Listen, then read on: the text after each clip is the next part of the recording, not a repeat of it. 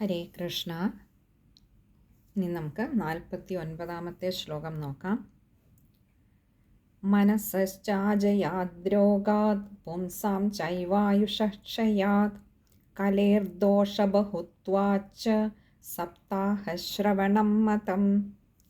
അപ്പോൾ ഇനിയുള്ള കുറച്ച് ശ്ലോകങ്ങളിൽ നമുക്ക് ഈ സപ്താഹത്തിൻ്റെ അല്ലെങ്കിൽ വെറും സപ്താഹത്തിൻ്റെ അല്ല, ആ ഒരു ചടങ്ങിൻ്റെ അല്ല, സപ്താഹശ്രവണത്തിൻ്റെ മഹത്വമാണ് ഇനിയും പറയുന്നത്.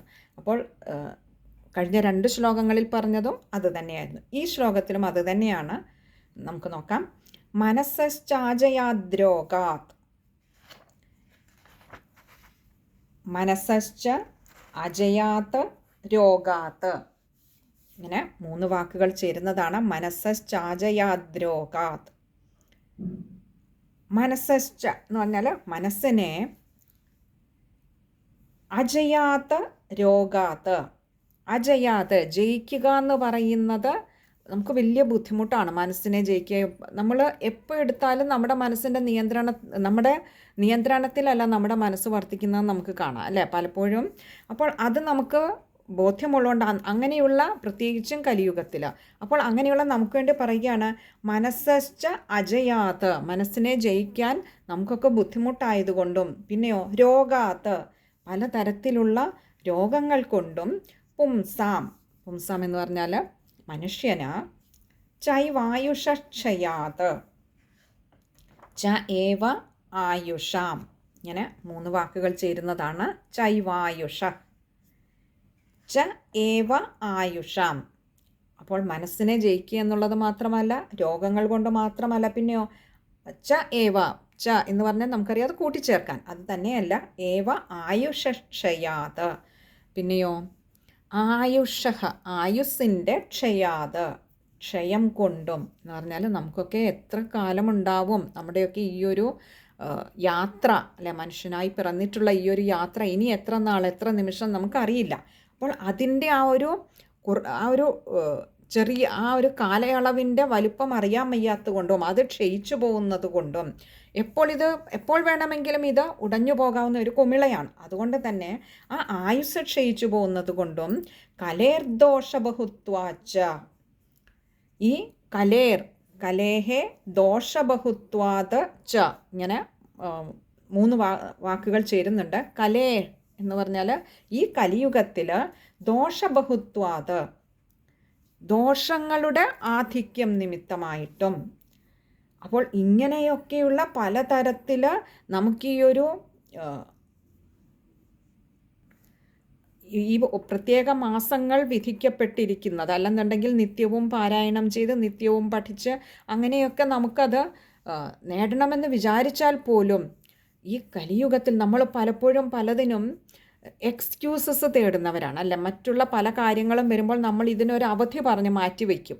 ഭാഗവതം പഠിക്കുന്നത്, ഭാഗവതം വായിക്കുന്നത്, അങ്ങനെയുള്ള ഒക്കെ പലതിനും നമ്മൾ കഴിവുകൾ തേടും. പ്രത്യേകിച്ചും നമുക്ക് ആത്മീയമായ കാര്യങ്ങൾ, ബാക്കിയൊക്കെ നമ്മൾ സമയം കണ്ടെത്തും. ഇതിനൊക്കെ സമയത്തിൻ്റെ പരിമിതി പലപ്പോഴും നമ്മൾ പറയാറുണ്ട്. അത് തന്നെയല്ല നമ്മുടെ രോഗങ്ങൾ, ഇങ്ങനെ, പിന്നെ ആയുസ്സിൻ്റെ ഒരു ക്ഷയവും അല്ലേ, എപ്പോഴാണ് തീർന്നു പോകുകയെന്നറിയില്ല. ഇങ്ങനെയുള്ള പല കാരണങ്ങൾ കൊണ്ടും നമുക്ക് നിത്യ പാരായണവും നിത്യശ്രവണവും ചിലപ്പോൾ അസാധ്യമായിരുന്നാൽ പോലും, രോഗങ്ങളായാലും മറ്റു പല കാര്യങ്ങൾ, നമ്മുടെ സാഹചര്യങ്ങളൊക്കെയും അല്ലെ, കലിയിൽ ദോഷങ്ങൾ വേണ്ടുവോളം ഉണ്ടെന്ന് പറഞ്ഞു. അത് പലതരത്തിലുള്ള ദോഷങ്ങളാവാം, ആരോഗ്യ പ്രശ്നങ്ങൾ മാത്രമല്ല, പലതരത്തിലുള്ള ദോഷങ്ങളാവാം. ചിലപ്പോൾ പോകണമെന്ന് ആഗ്രഹിക്കുന്നവർക്ക് പോലും, സപ്താഹം പോയിരുന്ന് കേൾക്കണമെന്ന് ആഗ്രഹിക്കുന്നവർക്ക് മറ്റു തരത്തിലുള്ള സാഹചര്യങ്ങൾ പ്രതികൂലമായി നിന്നു എന്ന് വരാം. അപ്പോൾ അങ്ങനെയാണെങ്കിൽ പോലും, അപ്പോൾ ഇങ്ങനെ പലതരത്തിലുള്ള ദോഷങ്ങളുണ്ട്. വീട്ടിൽ നിത്യവും പാരായണം ചെയ്യാൻ കഴിയാത്തവരുണ്ട്, നിത്യവും പഠിക്കാൻ കഴിയാത്തവരുണ്ട്. അപ്പോൾ അവർക്കൊക്കെയും ആയുസ്സിൽ ഒരിക്കലെങ്കിലും ഒരു സപ്താഹമെങ്കിലും കേൾക്കാൻ കഴിഞ്ഞാൽ പോലും അതുപോലും ഉത്തമമാണ് എന്ന് സപ്താഹശ്രവണം മതം എന്ന് പറഞ്ഞാൽ ജ്ഞാനികൾ അഭിപ്രായപ്പെടുന്നു. നോക്കൂ, ആ സനൽകുമാരാദി മഹർഷിമാർ ഇതൊക്കെ ആർക്കാണ് പറഞ്ഞത്? ഈ കലിയുഗത്തിൽ ജീവിക്കുന്ന നമ്മൾ ഓരോരുത്തർക്കും വേണ്ടിയാണ്. നമുക്കുമൊക്കെയുണ്ട് ജീവിതത്തിൽ പലതരത്തിലുള്ള പ്രതികൂല സാഹചര്യങ്ങൾ, ഘടകങ്ങൾ. അത് രോഗമായിട്ടാവാം, മറ്റു തരത്തിലുള്ള പല പ്രതിബന്ധങ്ങളുമാകാം. നമ്മൾ ആഗ്രഹിച്ചാൽ പോലും ചിലപ്പോൾ പ്രതിബന്ധങ്ങൾ നമ്മളെ അവിടെ എത്തിച്ചില്ല എന്നും വരാം. അല്ലെങ്കിൽ അത് പാരായണം ചെയ്യുന്നതായിക്കോട്ടെ, ശ്രവണം ചെയ്യുന്നതായിക്കോട്ടെ, അല്ലെങ്കിൽ പഠിക്കുന്നതായിക്കോട്ടെ, നമ്മളെ അതിലേക്ക് എത്തിച്ചില്ല എന്ന് വരാം. പക്ഷെ അങ്ങനെയുള്ളവർക്കും ഒരു തവണയെങ്കിലും ആ 7 ദിവസം എന്ന് പറയുമ്പോൾ നമുക്കറിയാം, സാധാരണ സപ്താഹം ആദ്യത്തെ സ്കന്ധം മുതൽ ആ 13ാമത്തെ സ്കന്ധം വരെയുള്ളതാണ്.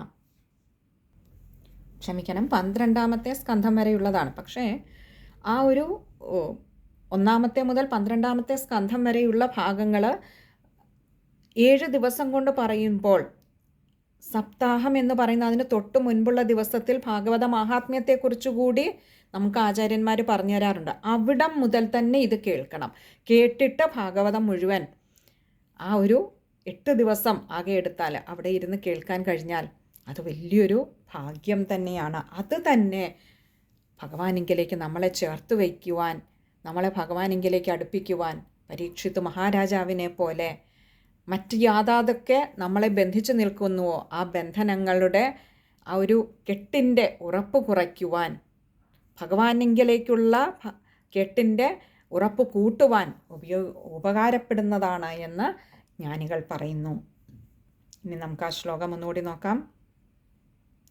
മനസ്സാജയാദ്രോഗാത് പുംസാം ചൈവായുഷക്ഷയാത് കലേർദോഷബഹുത്വാച്ച സപ്താഹശ്രവണം മതം. ഇനി നമുക്ക് 50ാമത്തെ ശ്ലോകം നോക്കാം. യത് ഫലം നാസ്തി തപസാം ന യോഗേന സമാധിന അനായാസേന തത്സർവം സപ്താഹശ്രവണേ ലഭേത്. ഈ ഒരു ശ്ലോകത്തിലും സപ്താഹശ്രവണത്തിൻ്റെ മഹത്വം തന്നെയാണ് പറയുന്നത്. യത് ഫലം നാസ്തി തപസ്സ, യത് ഫലം യാതൊരു ഫലമാണോ, നാസ്തി തപസ്സ എന്ന് പറഞ്ഞാൽ തപസ്സുകൊണ്ട്, നാസ്തി എന്ന് പറഞ്ഞാൽ ന അസ്തിയാണ്, കിട്ടുന്നില്ലയോ. അപ്പോൾ യാതൊരു ഫലം കിട്ടുന്നില്ല. എന്തുകൊണ്ട്? തപസ്സുകൊണ്ടും, ന യോഗേന സമാധിന, ന യോഗേന യോഗം കൊണ്ടും കിട്ടുന്നില്ലയോ, സമാധിന സമാധി കൊണ്ടും കിട്ടുന്നില്ലയോ. അപ്പോൾ തപസ്, യോഗം, സമാധി എന്നൊക്കെ പറയുന്നത് വളരെ പ്രയാസകരമായ ക്ലേശകരമായ കർമ്മങ്ങളാണ്.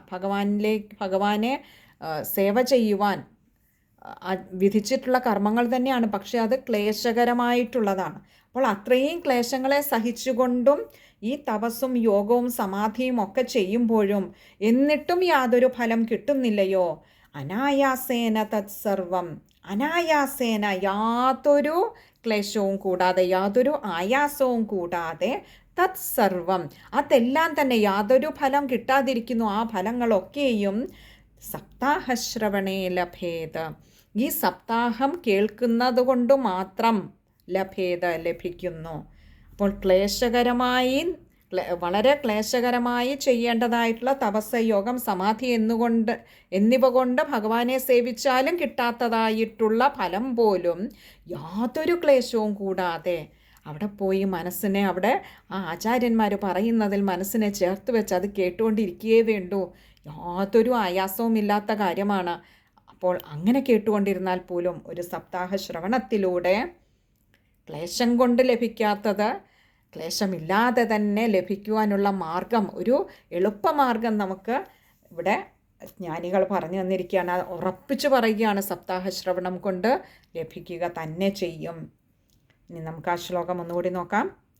യത് ഫലം നാസ്തി തപസാ ന യോഗേന സമാധിന അനായാസേന തത്സർവം സപ്താഹശ്രവണേ ലഭേത്. ഈ ശ്ലോകത്തിൽ മിക്കവാറും എല്ലാം തന്നെ എളുപ്പമുള്ള വാക്കുകളാണ്. പ്രത്യേകിച്ച് ഒരു ബുദ്ധിമുട്ടുള്ള വാക്കുണ്ടെന്ന് തോന്നുന്നില്ല. അതുകൊണ്ട് 51ാമത്തെ ശ്ലോകത്തിലേക്ക് പോകാം. യജ്ഞാത് ഗർജതി സപ്താഹോ ഗർജതി വ്രതാത് തപസോ ഗർജതി പ്രോച്ചൈസ്തീർത്ഥാൻ നിത്യം ഹി ഗർജതി. യജ്ഞാത് ഗർജതി സപ്താഹ, യജ്ഞാത് എന്ന് പറഞ്ഞാൽ യജ്ഞം കൊണ്ടും അല്ലെങ്കിൽ യജ്ഞത്തെക്കാളും ഗർജതി എന്ന് പറഞ്ഞാൽ ഉച്ചത്തിൽ അതങ്ങനെ ഘോഷിക്കുന്നു. എന്താ? യജ്ഞം കൊണ്ടും പിന്നെയോ യജ്ഞം കൊണ്ട് കിട്ടാത്തത് സപ്താഹ, അതായത് യജ്ഞത്തേക്കാൾ മികച്ചതാണ്, ഏറ്റവും ഉത്തമമാണ് എന്ത്? സപ്താഹശ്രവണം എന്ന് പറയുന്നത് യജ്ഞത്തേക്കാൾ, ഒരു യജ്ഞം ചെയ്യുന്നതിനേക്കാൾ ഉത്തമമാണെന്ന് ഉറക്കെ ഘോഷിക്കപ്പെടുന്നു. ആര്? ജ്ഞാനികളാണ്. ശ്രീമദ് ഭാഗവത ഗ്രന്ഥം തന്നെ നമ്മളോട് പറഞ്ഞു തരുന്നു ഒരു സപ്താഹ ശ്രവണത്തിൻ്റെ മഹത്വം, അല്ലേ? അങ്ങനെ ഗർജതി എന്നാ പറഞ്ഞു, ഉച്ചത്തിൽ അങ്ങനെ ഘോഷിക്കുന്നു. പിന്നെയോ സപ്താഹോ ഗർജതി വ്രതാത്. വ്രതാത് എന്ന് പറഞ്ഞാൽ വ്രതങ്ങൾ അനുഷ്ഠിക്കുന്നതിനേക്കാൾ ഉത്തമമാണ് എന്ത്? സപ്താഹശ്രവണം എന്ന് പറയുന്ന അതിനേക്കാൾ ഉത്തമമാണെന്ന് ഉച്ചത്തിൽ ഘോഷിക്കപ്പെടുന്നു. പിന്നെയോ തപസ്സോ ഗർജതി, തപസ്സിനേക്കാൾ മികച്ചതാണെന്ന് ഘോഷിക്കുന്നു. എന്ത്? സപ്താഹം. തീർന്നില്ല. പ്രോച്ചൈസ് തീർത്ഥാനിത്യം ഹി ഗർജതി. പ്രോച്ചൈ എന്ന് പറഞ്ഞാൽ ഉച്ചത്തിൽ എന്നുള്ള അർത്ഥം. ഇവിടെ പ്രോച്ചൈസ് തീർത്ഥാനിത്യം, പ്രോച്ചൈ തീർത്ഥാത നിത്യം, ഇങ്ങനെ 3 വാക്കുകൾ ചേരുന്നതാണ് പ്രോച്ചൈസ് തീർത്ഥാനിത്യം. പ്രോച്ചൈ എന്ന് പറഞ്ഞാൽ ഉച്ചത്തിൽ ഘോഷിക്കുന്നു. തീർത്ഥാത നിത്യം, തീർത്ഥാത് എന്ന് പറഞ്ഞാൽ തീർത്ഥസ്ഥാനങ്ങളിലൊക്കെ നമ്മൾ സന്ദർശനം നടത്തുന്നതിനേക്കാളും, നമ്മൾ നിത്യവും ഓരോരോ തീർത്ഥസ്ഥാനങ്ങളിൽ പോയാലും അതിനേക്കാളൊക്കെ ഉത്തമമാണെന്ന് ഉച്ചത്തിൽ തീർത്ഥാനിത്യം ഹി ഗർജതി, ഉറപ്പിച്ചു പറയുകയാണ്. ഹി എന്നുള്ളത് കൊണ്ട് ഗർജതി, ഉച്ചത്തിൽ ഘോഷിക്കുന്നു. എന്താ? സപ്താഹശ്രവണം അതിനേക്കാളൊക്കെ മികച്ചതാണ്. അപ്പോൾ യജ്ഞമാകട്ടെ, വ്രതാനുഷ്ഠാനമാകട്ടെ, തപസ്സാകട്ടെ, നിത്യവും തീർത്ഥസ്ഥാനങ്ങൾ സന്ദർശിക്കുന്നതാകട്ടെ, ഇങ്ങനെയുള്ള ഇതൊക്കെ പുണ്യകർമ്മങ്ങൾ തന്നെയാണ്. ഇതൊന്നും മോശമെന്നല്ല പറഞ്ഞത്. പക്ഷേ അത്രയും പുണ്യകർമ്മങ്ങളെക്കാൾ ഉത്തമമാണ് സപ്താഹശ്രവണം, ഉത്കൃഷ്ടമാണ് എന്ന് ഘോഷിക്കുന്നു. നോക്കൂ, എത്രമാത്രം ഒരു സപ്താഹം കേൾക്കുന്നതിൽ എത്രമാത്രം ഉത്തമമായ കാര്യമാണ് ഒരു സപ്താഹം കേൾക്കാൻ കഴിയുക എന്ന് പറയുന്നത് എന്ന് ഇത് ഒന്നുകൂടി ഉറപ്പിച്ചു പറയുകയാണ് ഇവിടെ സനൽകുമാരാദി മഹർഷിമാർ. നമുക്ക് ആ ശ്ലോകം ഒന്നുകൂടി നോക്കാം. യജ്ഞാത് ഗർജതി സപ്താഹ, സപ്താഹോ ഗർജതി വ്രതാത്, തപസോ ഗർജതി പ്രോച്ചൈസ് തീർത്ഥാൻ നിത്യം ഹി ഗർജതി. ഈ ഒരു ശ്ലോകത്തിൽ വായിക്കുമ്പോൾ ശ്രദ്ധിക്കേണ്ടത് ആദ്യത്തെ വരിയിൽ സപ്താഹ, അവിടെ ഒരു വിസർഗവും കൂടിയുണ്ട്, അത് ശ്രദ്ധിക്കുക. പിന്നെ അടുത്ത രണ്ടാമത്തെ വരിയിലേക്ക് വരുമ്പോൾ പ്രോച്ചൈസ് തീർത്ഥാനിത്യം, അത് കഴിയുന്നതും ചേർത്ത് തന്നെ വായിക്കാൻ ശ്രമിക്കുക. ഇത്രയാണ് ആ ഒരു ശ്ലോകത്തിൽ ശ്രദ്ധിക്കാനുള്ളത്. ഇനിയും 52ാമത്തെ ശ്ലോകവും കൂടി നമുക്ക് നോക്കാമെന്ന് കരുതുന്നു. ഈ 52ാമത്തെ ശ്ലോകത്തിൽ ഈ സപ്താഹശ്രവണത്തിൻ്റെ മഹാത്മ്യം തന്നെയാണ് ഈ ഒരു ശ്ലോകത്തിലും കൂടി പറയുന്നത്. ഇത്രയും നമ്മൾ കേട്ടുകൊണ്ടിരുന്നത് സാക്ഷാൽ സനകാദി മഹർഷിമാർ പറയുന്ന കാര്യങ്ങളായിരുന്നു. ശ്രീ നാരദ മഹർഷിക്ക് പറഞ്ഞു കൊടുക്കുന്ന കാര്യങ്ങൾ, നാരദ മഹർഷിക്ക് മറ്റുള്ളവർക്കുമായിട്ടല്ലേ, ആ നൈമിഷാരണ്യത്തിൽ കൂടിയിരുന്ന അത്രയും സുഹൃത്തികൾക്കും പറഞ്ഞു കൊടുക്കുന്ന കാര്യങ്ങളായിരുന്നു. അപ്പോൾ ഈ ഒരു ശ്ലോകം കൂടി നമുക്ക് സനൽകുമാരാദി മഹർഷിമാരുടെ ആ തിരുവായ് മൊഴിയായിട്ടുള്ള ഈ ഒരു ശ്ലോകം കൂടി നമുക്ക് ഇന്ന് നോക്കാമെന്ന് കരുതുന്നു. 52ാമത്തെ ശ്ലോകം. യോഗാത് ഗർജതി സപ്താഹോ ധ്യാനാജ്ഞാനാച്ച ഗർജതി, കിം ബ്രൂമോ ഗർജനം തസ്യ രേ ഗർജതി ഗർജതി. ഈ ഒരു ശ്ലോകത്തിൽ പറയാണ് യോഗാത് ഗർജതി സപ്താഹോ. യോഗാത് എന്ന് പറഞ്ഞാൽ യോഗത്തെക്കാളും, ഗർജതി സപ്താഹ, ഒരു സപ്താഹശ്രവണം ഉത്തമമാണെന്ന് സപ്താഹശ്രവണം തന്നെ ഉച്ചത്തിൽ ഘോഷിക്കുന്നു എന്ന് പറഞ്ഞാൽ ഇത് നമ്മുടെ അനുഭവമാണ്. ഒരു തവണ കേട്ട് കഴിയുമ്പോൾ നമുക്ക് മനസ്സിലാകും എത്ര എളുപ്പം, എത്ര അനായാസമായിട്ടാണ് ഭഗവാനെ, അവിടുത്തെ ആ ആനന്ദത്തെ, അവിടുത്തെ ആ പരമാനന്ദ സ്വരൂപത്തെ അനുഭവിക്കുവാൻ കഴിയുന്നതെന്ന്. അതുകൊണ്ടാണ് സപ്താഹശ്രവണം തന്നെ ഘോഷിക്കുന്നു എന്ന് പറയുന്നത്. അപ്പോൾ യോഗത്തേക്കാൾ മികച്ചതാണ് സപ്താഹശ്രവണം എന്ന് പറയുന്നു. പിന്നെയോ ധ്യാനാജ്ഞാനാച്ച ഗർജതി, ധ്യാനാത് ജ്ഞാനാത് ച, ഇങ്ങനെ 3 വാക്കുകൾ ചേരുന്നതാണ് ധ്യാനാജ്ഞാനാച്ച. ധ്യാനാത്, ധ്യാന എന്ന് പറഞ്ഞാൽ ധ്യാനത്തെക്കാളും, ജ്ഞാനാത് ജ്ഞാനത്തെക്കാളും. അപ്പോൾ യോഗത്തെക്കാളും ധ്യാനത്തെക്കാളും ജ്ഞാനത്തെക്കാളും ഒക്കെ ഉത്കൃഷ്ടമായിട്ടുള്ളത് ഗർജതി, എന്ത്? സപ്താഹശ്രവണമാണെന്ന് അത് തന്നെ ഉദ്ഘോഷിക്കുന്നു. ഉച്ചത്തിൽ അങ്ങനെ നമ്മളോട് പറയുകയാണ്. എന്നിട്ട് പറയാ കിം ബ്രൂമോ ഗർജനം തസ്യ രേ രേ ഗർജതി ഗർജതി. കിം ബ്രൂമോ, കിം എന്ന് പറഞ്ഞാൽ എന്ത്, ബ്രൂമോ എന്ന് പറഞ്ഞാൽ എന്ത് പറയാനാണ്. സപ്താഹശ്രവണം തന്നെ നമ്മളോട് പറഞ്ഞു തരുന്നു ഇതിനേക്കാളൊക്കെ ഉത്കൃഷ്ടമാണത് എന്ന്. അങ്ങനെയുള്ളിടത്ത് കിം ബ്രൂമോ, എന്ത് പറയാനാണ്, എന്ത്? ഗർജനം തസ്യ രേ രേ ഗർജതി ഗർജതി. ഇവിടെ തസ്യ എന്ന് പറഞ്ഞിരിക്കുന്നത് അതിൻ്റെ, അഥവാ ഈ സപ്താഹത്തിൻ്റെ മഹത്വം, അല്ലെങ്കിൽ ഇത് ഞാനിനിയും എന്തു പറയാനാണ്. ഇവിടെ ശ്രീ സനൽകുമാരാദി മഹർഷിമാർ തന്നെ ഞാനിനി എന്തു പറയാനാണ്, കാരണം ആ സപ്താഹ ശ്രവണം തന്നെ ഉദ്ഘോഷിക്കുകയാണ്. നമുക്ക് പരമപുരുഷാർത്ഥത്തിന് ഉതകുന്നതായിട്ടുള്ള എന്തെല്ലാം കർമ്മങ്ങൾ വിധിച്ചിട്ടുണ്ടോ ആ കർമ്മങ്ങളൊക്കെയും ആ വിധികളൊക്കെയും, അതാണ് യോഗം, ധ്യാനം, ജ്ഞാനം, തപസ് തുടങ്ങി പല പല കർമ്മങ്ങൾ, യജ്ഞം, ഇതൊക്കെ നമുക്ക് ഇതിലെല്ലാം പറയുകയാണ് ഇതിനേക്കാളൊക്കെ ഉത്തമമാണ് സപ്താഹശ്രവണമെന്ന് അത് തന്നെ ഉദ്ഘോഷിക്കുന്നു. അങ്ങനെയുള്ളിടത്ത് ഇനി ഞാൻ എന്തു പറയാനാണ്, രേ രേ എന്ന് പറയുന്നത് ആ ഒരു അത്ഭുതത്തെ, കാരണം അത്രമാത്രം പറഞ്ഞറിയിക്കാനാവാത്ത ഒരു അത്യത്ഭുതകരമായ അനുഭവമാണ് ഓരോ സപ്താഹശ്രവണവും. അതുകൊണ്ടാണ് രേ രേ എന്ന അത്യത്ഭുതകരമായി തന്നെ അതിനെ സൂചിപ്പിച്ചിരിക്കുന്നത്. ഗർജതി ഗർജതി, അത് തന്നെ ഉദ്ഘോഷിക്കുന്നിടത്ത് ഇനി ഞാൻ എന്തു പറയാനാണ്. എത്ര അത്ഭുതകരമായിട്ടാണ് ഓരോ സപ്താഹശ്രവണവും നമ്മളോട് ഈ ഒരു പരമാർത്ഥത്തെ, ആ പരമപുരുഷാർത്ഥത്തെ സാധിപ്പിക്കുവാൻ ഇത് തന്നെ ഉത്തമമാണ് എന്ന് നമ്മളോട് ഉദ്ഘോഷിക്കുന്നത്. ഇനി നമുക്ക് ആ ശ്ലോകം ഒന്നുകൂടി നോക്കാം.